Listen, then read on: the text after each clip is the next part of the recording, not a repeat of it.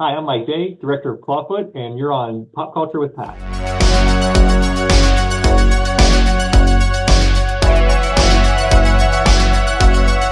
Guys, welcome back to Pop Culture with Pat. So I am so excited to be joined by today's guests. Today we're going to be talking to producer and director Michael Day. Thank you so much for coming on the show today, Michael. Yeah, great to be here. Thanks for having me. You're very welcome. So I wanted to kind of just, start things off where you've been involved in a lot of, different films, both on the, directing and producing side. And I just wanted to ask you, where did your love from film and television just kind of come from in the first place? Yeah, I mean, honestly, it all started back. My first DVD I ever got was The Matrix, and seeing behind the scenes, I was like, that was like the first time I saw like behind the scenes featurettes and stuff, and like it kind of like, oh, that's a job, and like I never wanted to act or anything like that, but then just seeing it like, oh, these guys get to make the movies, I'm like, that's awesome, and then like that was also I loved that movie, and then just watching the behind the scenes, and like I only had like that one DVD at the time, so I just watched that over and over again, and it's like, man, I wish I could make a living doing this one day. Yeah, no, I mean, obviously a classic, film there, and I'm same with you as far as like that stuff goes. I love all the behind the scene featurettes. When it comes to like films that I like, I always check to see if they have like an art of book that gets released because I love to Yeah. read all that stuff. And then obviously like once the physical media comes out, like to check out all the behind the scenes interviews or just like how the film was made and stuff like that. So, how did you kind of get, started like initially just with, directing and producing? Yeah, so I just started doing my own thing. Like, I mean, right out of college, I worked in film. I was like office PA, set PA, and then I knew I wanted to produce, and so I was interviewing for a job for a movie, I Number Four back in the day, and I was interviewing to be like a PA on that, and like, what do you want to do one day? I was like, I want to produce. I'm like, oh, you should get into accounting. They're like, that's the best way to learn the numbers, budgets, and everything. But you should go interview to be the accounting clerk for them. So I went and interviewed. I left that interview, went and interviewed, and got that job and then just did accounting for like a little over 10, close to 15 years, knowing that I hated accounting, hate every minute of it, and knew that I wanted to get into producing. And then when I started doing that, I was like, oh, I really want to direct this one though. Instead, then I started falling in love with like, the creative side of it all. Now I was doing that. And these are just short films I was doing with friends and music videos. And I was like, oh, well, someone's like, well, you should start directing then too. So I was like, okay, let me try that. So I started directing like just like little short films with friends and family and stuff. Meanwhile, still doing accounting at this time, and then slowly getting into producing, and then yeah, just kind of just kept doing it, and then like I racked up a long list of shorts and music videos and stuff, and then finally got the opportunity to leverage all that into doing Clawfoot. So I just yeah, it was like yeah, 15 plus years of just grinding it out, trying to like get to where I wanted. Now, is there, so I mean, now you've done producing, you've done directing. Is there any other aspects of the entertainment business that you want to get into, maybe now that you've done a little bit of this, like down in the future for yourself?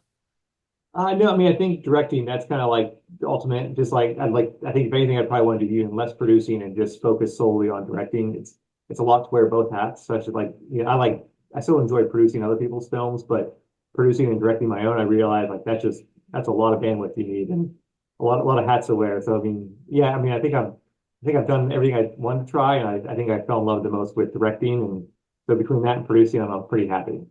Yeah, no, I can imagine definitely a lot of work. And speaking of directing, we want to talk about your film Clawfoot. So it's your feature directorial debut for Yale Entertainment. Where did the idea from that film just kind of come from for you in the first place? Yeah, so it was actually a friend of mine was a writer.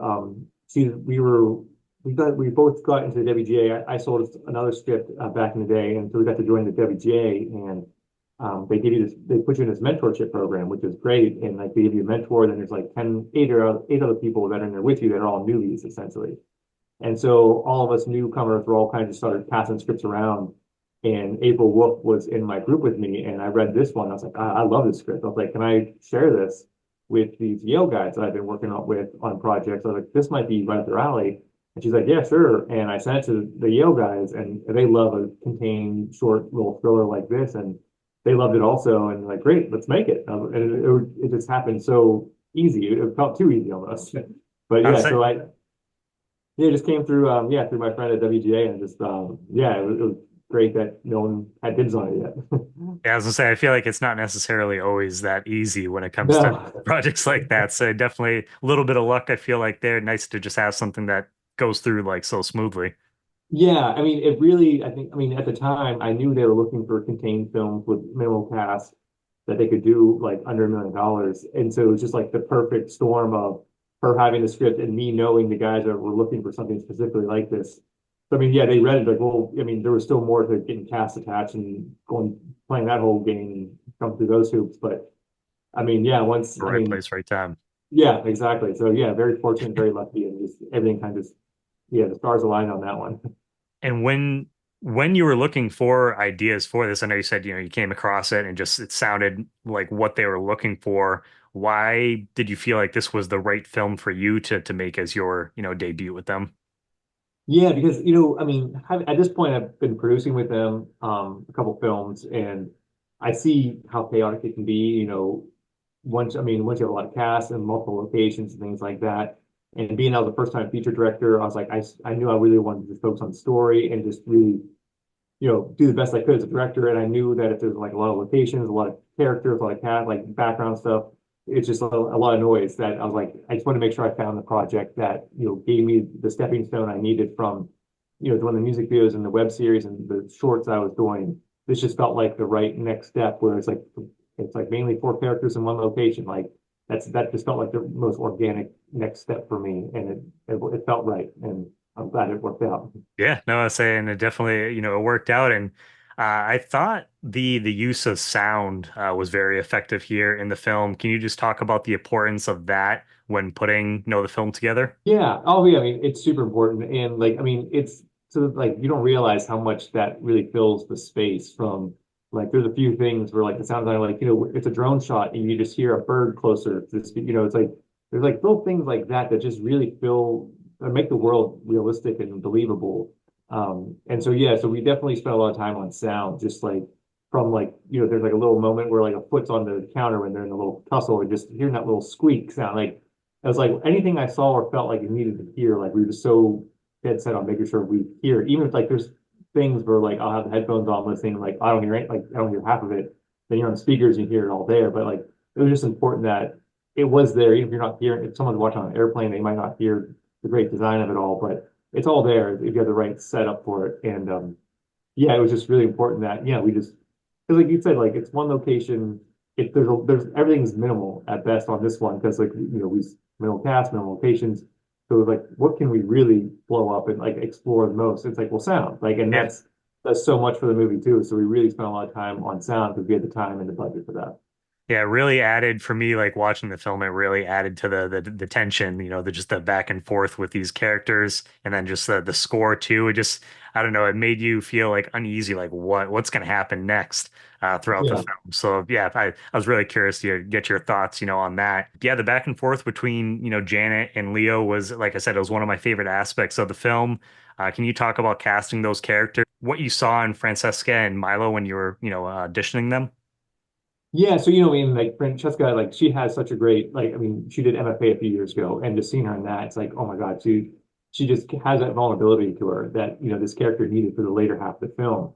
And so the top half of the film, though, it's very much more vacant because so we don't really know what's going on yet, and because she's being very protective of herself.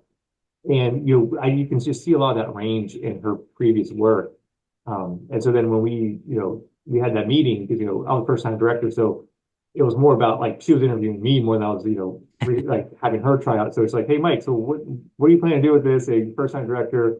And so I just kind of went over the tone. And I was like, this is gonna be a weird dark comedy. It's gonna be quirky. We're gonna have fun music. It's like it's not gonna be it's not gonna be average like thriller movie. This is gonna be something different. And so I kind of went over that with her and the character, and same with Milo, and they both like instantly like, oh yeah, no, I see what you're going for. I like that. That's fun. Let's explore that more.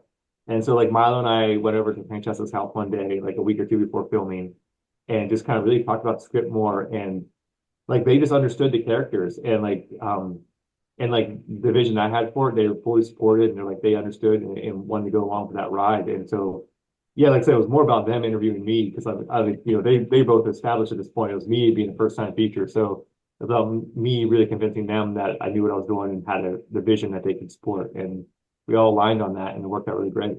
Yeah, so it's always nice when you guys are able to connect like that quickly, on like a project like this, and like you said, for the vision that you had with the project. Yeah, I saw that. So your next film, Fog of War, can you tell us anything about that film and just what can people look forward to that, coming out? Yeah, so I mean, that's a completely different genre, a different film. This one's a World War II espionage thriller. Oh yeah, Um, completely different. yeah, completely different. And yeah, it was fun to kind of just put a different hat on and try something completely different. And so yeah, that one we got John Cusack, Mira Sorvino, Jake Abel, and Brianna Hildebrand in it. And this one, it's like, this one's just a little bit bigger than Clawfoot. It's again mainly at one location. There's a few. This one spreads out a little more, but I mean, this one's a lot more tension building in terms of like, there's more cat and mouse in it, but there's just tension of like, there's World War II is at stake here, and there's Yeah. just a much bigger like threat level on that, and them just trying to get to the bottom of who this mole is in this small little town.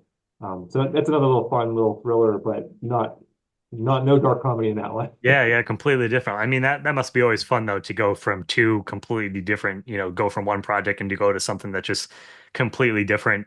Is there any other like genres that you would like to get into at someday or I mean, I've always wanted to just make a straight up comedy, kind of like an old school or like a Wedding Crashers, like just go straight, balls to the wall comedy like that. And yeah.